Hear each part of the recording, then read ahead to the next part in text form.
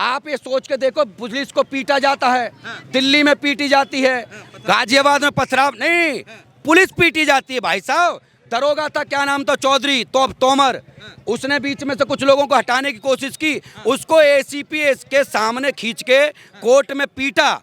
यहाँ कितनी दौड़ा दौड़ा के मारा, पुलिस वालों के सर फोड़े, बहराइच में फोड़े, केरल में फोड़े, दिल्ली से लेकर पूरे यूपी में ले कैला भट्टा में बढ़ती फाड़ फाड़ के लोगों को मारा है, मगर किसी ने कुछ नहीं कहा। तो राम का नहीं, वो हमारे किसी काम का नहीं, और जो अपने धर्म का नहीं, वो भी हमारे किसी काम का नहीं, और ना तो हम भड़वों की किसी की चाटुकारिता करते। पूर्व मुख्यमंत्री को आप ऐसा नहीं बोल सकते। अजीब, प्रधानमंत्री की मां बहनें की जा सकती है इस देश में, यही तो दिक्कत है। लोग रात दिन संविधान की दुहाई देते हैं कि हम संविधान को मानते हैं, संविधान को मानते हैं, देश संविधान से चलेगा। वही लोगों ने सुप्रीम कोर्ट का ऑर्डर नहीं माना, ये उनको जवाब देने की, जो संविधान की धज्जियां उड़ाई गई हैं। वो जिस मकान को मकान बनाकर सोच रहा है ना कि मेरे कल बच्चे रहेंगे, यहाँ बच्चे पलेंगे, वो झूठी सोच है उसकी। उन अच्छे वालों को बुलाइए और उनसे बोलिए, जो गलत वाले, जो करने वाले हैं, उनका विरोध करके दिखा दे तो मैं मान जाऊं। एक व्यक्ति ने मुरादाबाद में रामपुर में वोट डाल दी थी बीजेपी को, उसका कंधा देने वाले, उसका फातिया पढ़ने वाले, उसका कलमा पढ़ने वाले एक व्यक्ति नहीं मिले। कारण क्या है उसका? नेशनल लेवल पर आज वर्तमान में कोई लीडर उभरता हुआ नजर आता है तो योगी आदित्यनाथ है, जिसकी छवि खराब करने का अभी से प्रयास हो रहा है। कौन कर रहा है छवि खराब? अरे देखिए, छवि खराब, जिनकी सोच गजवा हिंद की है। मैं भली भांति जानता हूँ 711 ईस्वी से पहले भारत में एक भी मुसलमान नहीं था।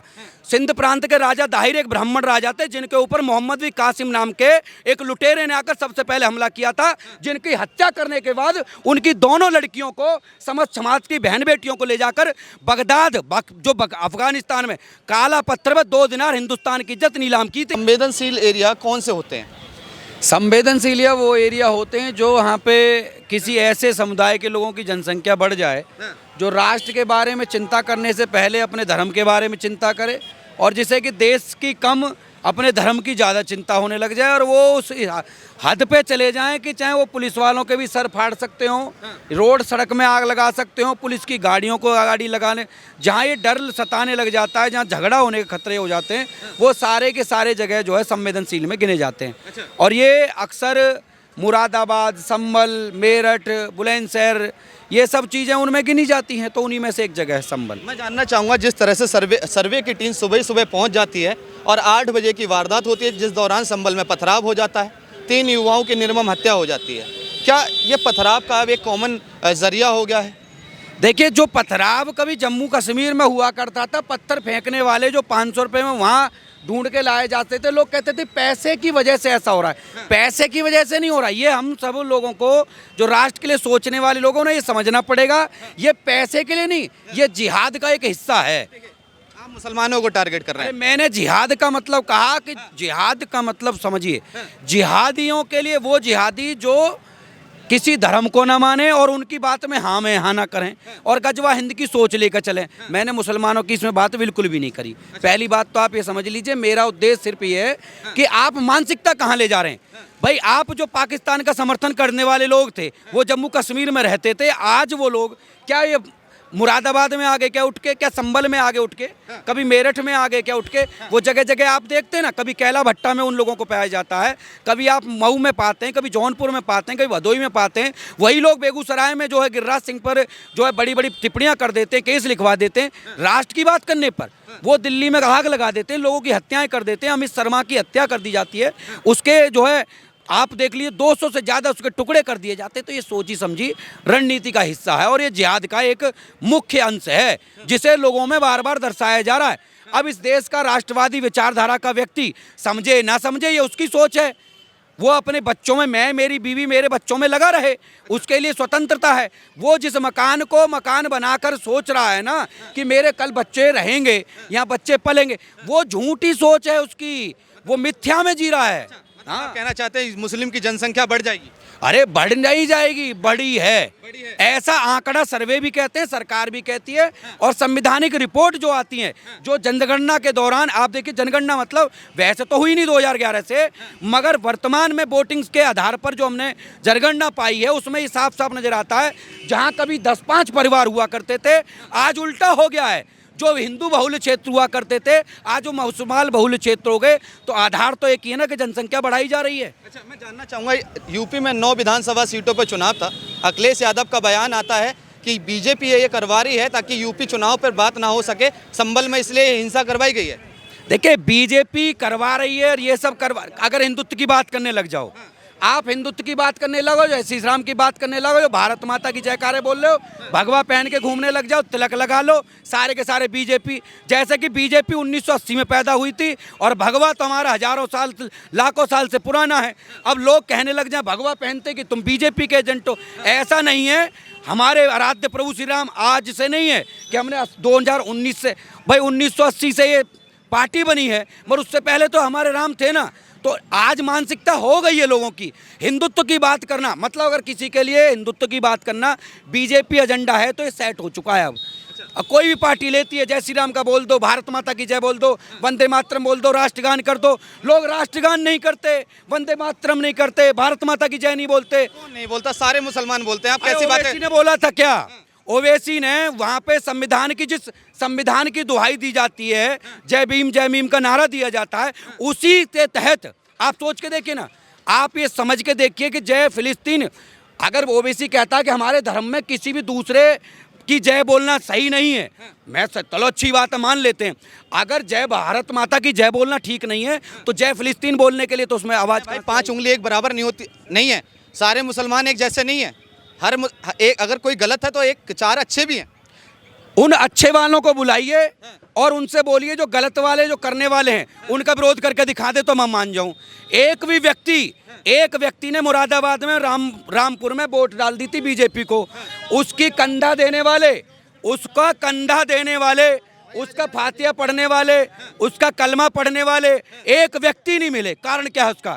क्योंकि अच्छे मुसलमानों की कोई बात नहीं करता। ये समझने की बात है। मैं आपसे जानना चाहूँगा, योगी आदित्यनाथ ने महाराष्ट्र चुनाव के दौरान एक नारा दिया था, यूपी में नो कर्फ्यू नो दंगा, यूपी में सब चंगा। तो यूपी में अगर सब चंगा है तो बहराइच में क्या हुआ? आज आप संभल में देख लीजिए क्या हुआ। क्या सरकार की जो प्रशासन है वो विफल दिखाई दे रहा है? देखिए सरकार विफल नहीं हो रहा। आज आने वाले कल में इस देश को एक दूसरा प्रधानमंत्री का चेहरा इस समय नजर आता है तो सिर्फ और सिर्फ एक योगी नजर आता है, जिसकी छवि आज से ही, क्योंकि जो मानसिकता जिस प्रकार से काम करती है हम भी उसको भली भांति जानते हैं कि आने वाले कल में जिस पर सबसे ज़्यादा यकीन हो रहा है, आप महाराष्ट्र में जो व्यक्ति आगे जाकर प्रवास करता है, वो झारखंड में जाकर चुनाव प्रचार करता है, मध्य प्रदेश में, नेशनल लेवल पर आज वर्तमान में कोई लीडर उभरता हुआ नजर आता है तो योगी आदित्यनाथ है, जिसकी छवि खराब करने का अभी से प्रयास हो रहा है। कौन कर रहा है छवि खराब? अरे देखिए छवि खराब, जिनकी सोच गजवा हिंद की है, जिनकी मानसिकता ये है कि कल को ये व्यक्ति बढ़ेगा तो हमें और दिक्कत। भाई लोग कहते थे चाय वाला चाय वाला चाय वाला, तो लोगों ने कहा कि चाय वाला तो देख लिया, अब गाय वाला देखो ना, जो बताएगा, जो साम दाम दंड भेद जिस प्रकार की सोच उसने बताया ना। अगर आप गुंडागर्दी करोगे, आप अगर लोगों के घर बहन बेटियों को छेड़ोगे, अगर बलात्कार करोगे तो एक रेड लाइट से दूसरी रेड लाइट पार नहीं की दी जाएगी,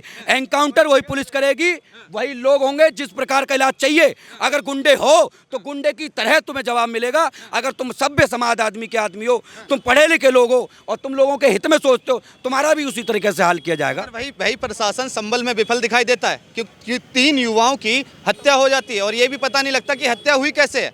देखिए उनकी हत्या नहीं हुई, कारण क्या है कि उनमें बताया कि 3 लोगों में से 2 लोगों को गोली लगी है। अब तीनों को गोली लगी, एक का स्पष्ट नहीं हुआ, इसलिए मैं बता दूं जो ऑफिशियली जो रिपोर्ट है उसमें यही कहा गया कि भाई 2 लोगों का स्पष्ट है कि गोली लगने से मृत्यु हुई। मगर आप ये देख लीजिए, गोली चल रही है, पथराव फिर भी उधर से हो रहा है धड़ल्ले से। आप सोचिए आमने सामने की लड़ाई में पत्थर इतने। आप सुबह 6 बजे विष्णु शंकर जैन जो वकील हैं, एडवोकेट है सुप्रीम कोर्ट के, वो टीम के साथ सुबह 6 बजे पहुंचते हैं, मगर उससे पहले ही वहां हजारों की तादाद में भीड़ आई तो आई कहां से? पथराव करने के लिए ईंट, अगर यहीं पे पथराव होने लग जाए, मुझे पता है कि यहाँ पत्थर जोड़ने में घंटों लग जाएंगे, मगर 5 मिनट के अंदर इतने पत्थर आए तो आए कहां से? इसका मतलब कोई व्यक्ति वहीं पर मस्जिद में वहीं आस पास में रहकर उसकी पहले से प्लानिंग कर रहा था। उसको पता था जिस दिन भी जाँच करने आएगी टीम, जिस दिन भी पुलिस आएगी, हम उन पर पथराव करेंगे, उनके सर फोड़ेंगे, और हम जब तक सर फोड़ेंगे हम जांच नहीं करने देंगे। हम, क्योंकि डर है, डर है कि कहीं ना कहीं ये महादेव यहाँ भी प्रकट ना हो जाएं और कहीं पता चले कि यहाँ जो हमारे चल रहा है जो कब्जा करने की सोच, जो हम इतने दिन से कब्जा करे बैठे हैं, वो कहीं को हमें मुक्त ना करना पड़ जाए। क्योंकि विष्णु शंकर जैन और उनके जो बेटे और दोनों बाप बेटे की जोड़ी 50,000 ऐसे स्थान हैं जो उन्होंने चिन्हित कर रखे हैं, जहां पे उन्होंने पिटीशन सुप्रीम कोर्ट में दायर कर रखी है। जल्द ही परिणाम आएंगे, एक जगह नहीं, ऐसी 50 जगह जो है मुक्त करवाई जाएंगी। मैं आपको आपसे एक सवाल पूछना चाहूँगा, देश के संविधान को आप मानते हैं? मैं 100% भारत के संविधान को मानता हूं। तो वर्चस्व एक्ट को भी मानते होंगे, जिस दौरान कहा गया था कि जो चीज़ जैसी है उसको वैसे ही रहने दीजिए। फिर हिंदू पक्ष, मुस्लिम पक्ष, जो मस्जिदें हैं उन पे अपना दावा क्यों ठोक रही है? अब देखिए, दावा नहीं ठोका, किसी भी चीज़ का जो आदमी वर्तमान में है सुप्रीम कोर्ट में जा सकता है, पिटीशन दायर कर सकता है, किसी हाई कोर्ट में जा सकता है, उसमें याचिका लगा सकता है। और याचिका लगाने के दौरान अगर सुप्रीम कोर्ट की गाइडलाइन थी कि जाके आप पहले निरीक्षण कीजिए, उसकी जांच कीजिए, अगर क्या निकलता है, वहाँ कोई कब्जा करने नहीं गए थे, खाली करवाने नहीं गए थे, टीम गई थी। टीम के जो सुप्रीम कोर्ट के द्वारा ऑर्डर था, जो लोग रात दिन संविधान की दुहाई देते हैं कि हम संविधान को मानते हैं, संविधान को मानते हैं, देश संविधान से चलेगा, वही लोगों ने सुप्रीम कोर्ट का ऑर्डर नहीं माना। ये उनको जवाब देने की, जो संविधान की धज्जियां उड़ाई गई हैं, आज संभल में संविधान की धज्जियां उड़ाई गई हैं। अगर सही से संविधान का कहीं पालन नहीं किया है तो जिन लोगों ने नहीं पालन किया है उन पर कार्रवाई करने की आज अत्यंत आवश्यकता है। और आज वही लोग थे जिन्होंने जमावड़ा लगाया। 6 बजे मस्जिद में एक आदमी नहीं था, मगर लोगों ने वहाँ पे 1000 आदमी की भीड़ यूं के यूं कहाँ से आई, ये सोचने की बात है। कई लोग कह रहे हैं कि वो आसपास के गांव के लोग नहीं थे, वो पल्ले गांव के या पिछले गांव के लोग थे। क्या मैं जानना चाहूँगा, क्या ये मजमा जो इकट्ठा होता है ये प्री प्लान्ड होता है? देखिए, ये पहले से एक योजना हिस्सा था, पहले से सोची समझी थी। भाई पता तो सबको है, अगर आपके केस ऊपर कोई चल रहा हो, कोई कार्रवाई हो रही हो, सबको पता है कि आज पुलिस आने वाली है, टीम आने वाली है, जांच होने वाली है। उन्होंने पहले से तैयारी करके बैठक में पहले सेटअप कर रखा था ना। ये सोचिए ना, नहीं आ सकते किसी भी कंडीशन में, इतने लोग इकट्ठे नहीं हो सकते। रोजगार पे भी जाते हैं सब लोग, मंडी जाते हैं, सबको सुबह सुबह मंडी जाना पड़ता है, वो सारे मंडी नहीं गए। रोजगार ठेली लेकर निकलते हैं, वो ठेली लेकर नहीं गए। कोई अपने बिजनेस पे कार्यक्रम में निकलता, वो भी नहीं गया। सब छुट्टी करके कैसे बैठ गए? हजारों लोगों तक ये मैसेज कैसे गया?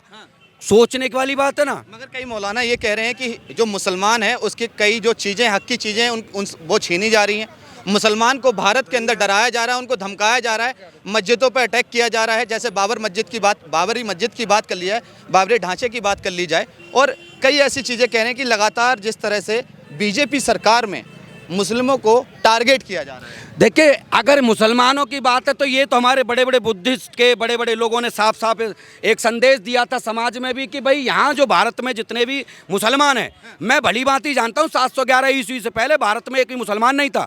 सिंध प्रांत के राजा दाहिर एक ब्राह्मण राजा थे, जिनके ऊपर मोहम्मद बिन कासिम नाम के एक लुटेरे ने आकर सबसे पहले हमला किया था, जिनकी हत्या करने के बाद उनकी दोनों लड़कियों को समस्त समाज की बहन बेटियों को ले जाकर बगदाद जो अफगानिस्तान में काला पत्थर में 2 दिनार हिंदुस्तान की इज्जत नीलाम की थी। ये मैं भली भांति जानता हूँ, हिंदुस्तान में रह रहे सब अपने हिंदू भाई हैं, मगर उस 711 ईस्वी से लेकर अब 2024 तक बहुत कुछ परिवर्तन हुआ है।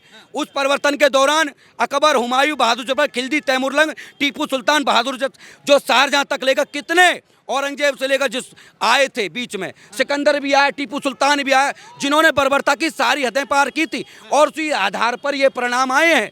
ये कोई औरंगजेब ने जिस प्रकार से धर्म परिवर्तन करवाए थे, कौन नहीं जानता। सवामन जनेऊ उतार के, जनेऊ और रोटियां उतार के उसने चुटियां काटने के बाद ही उसने रोटी खानी है। क्या मुसलमान भारत में दबा हुआ महसूस कर रहा है? क्या मुसलमान के हक की चीजें छीनी जा रही है? क्या उनके मस्जिदों पे वक्फ बोर्ड खत्म करने की बात आ जाती है? भाई साहब, आप कह रहे हो दबा हुआ, आप ये सोच के देखो, पुलिस को पीटा जाता है, दिल्ली में पीटी जाती है, गाजियाबाद में पथराव नहीं, पुलिस पीटी जाती है। भाई साहब, दरोगा था, क्या नाम था, चौधरी तोमर, उसने बीच में से कुछ लोगों को हटाने की कोशिश की, उसको एसीपी के सामने खींच के कोर्ट में पीटा।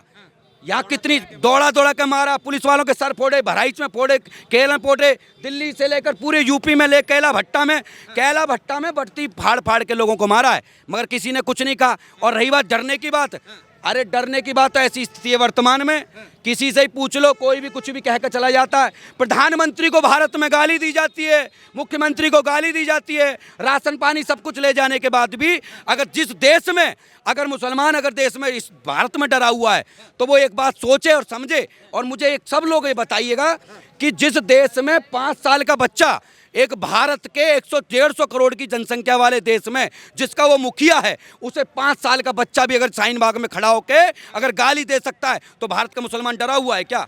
आपने भी तो देखा ना, बहुत सारे इंटरव्यू आपने भी लिए होंगे। लास्ट सवाल आपसे ये, क्या वो शाही ईदगाह मस्जिद है या हरिहर मंदिर है? वो हरिहर मंदिर है जो औरंगजेब के टाइम पर, मुगलों के टाइम पर तोड़कर जो है कन्वर्ट किया गया था।